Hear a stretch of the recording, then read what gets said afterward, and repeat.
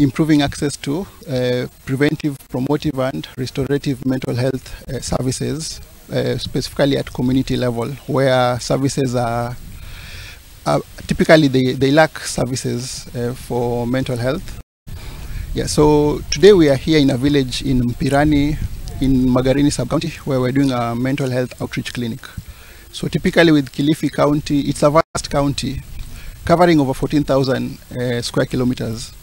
And there are only 5 facilities in Kilifi County that offer mental health services.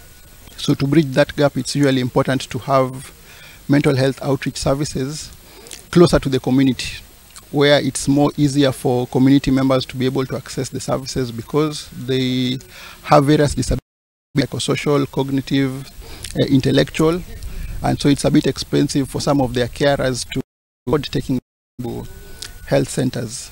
Nikiwa ninasimamia walemavu wa Magarini. Mimi mwenyewe ni mlemavu na ndio posa nikachaguliwa na shirika la Basic Needs kama champion. Kwa hivyo mimi najiita ni bingwa. Changamoto nyingi huwa ni haya madawa ya kufitika, lakini wakati shirika la Basic lilipokuja ilitufadhili na madawa ya kifafa, pressure. Tunawaomba shirika la Basic Needs, kama mnaleta madawa ya wale wengine vifafa na wale ambao wako na afya ya kiakili, pia mtuletee pia mafuta ya albino.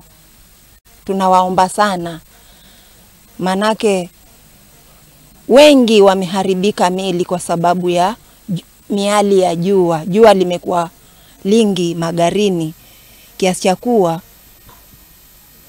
wanaharibika mili. Nashukuru siku ya leo kwa kupika madaktari mahali hapa kujiangalia hao walemavu, kuwasaidia.